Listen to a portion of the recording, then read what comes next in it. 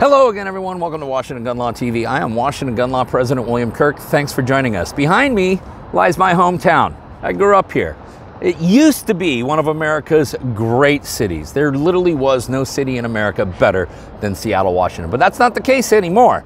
No, you see, this has become a rundown and incredibly dangerous city, and we have the data to prove it.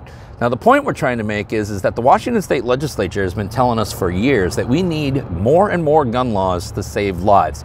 But do those laws work? Well, the numbers are in, and I think we need to have a pretty frank discussion about it. So today, let's spend a few minutes and let's talk about Seattle, more deadly than ever.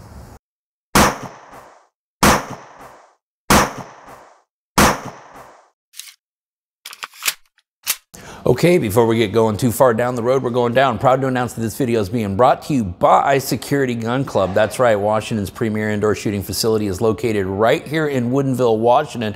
Listen, what I want to talk to you about, though, today is the big event we got going on Sunday, December 10th, right here at the club from noon to 4. Now, we're going to be celebrating Washington Gun Law crossing over 250,000 subscribers, but most importantly, we're going to be doing a big, huge toy drive for the Forgotten Children's Fund. So if you got time, come on by Sunday, anytime noon to 4.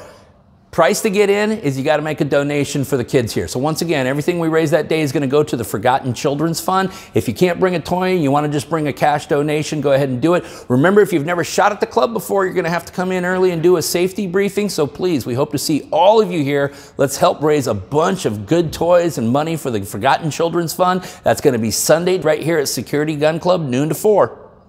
Okay, so what we're talking about today is that city right there and what's become of what was at one time one of America's great cities. Now, we're recording this video on December 8th, but Dateline, November 29th, a news story circulated on multiple media outlets, something that Seattle should not be particularly proud of, which is that Seattle, as of November 29th, had broken its previous homicide record. Oh, the previous homicide record was set back in 1994. However, data shows that homicides have been continuously climbing over the last few years. Now, that also follows a more disturbing trend statewide, because we have seen, as we know, and if you want to follow at Washington Homicides right there, it is a Twitter account that will give you the updates every week.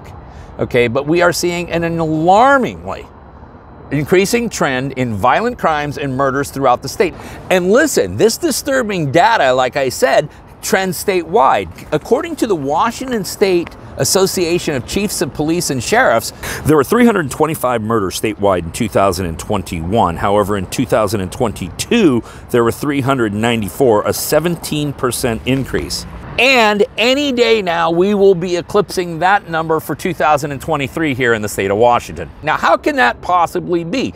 Now, the problem is that this alarming trend also tracks along with the Washington State Legislature's attempt to disarm you, the lawful and responsible gun-owning Washington State citizens, and doing so under the guise that it was going to save your lives. Let's remember Initiative 594. Yeah, that was going to close the gun show loophole and save lives. Let's remember Initiative 1639. Oh, that was going to create all sorts of regulations on the sale of semi-automatic rifles and, of course, require additional educational classes, which, of course, would save lives.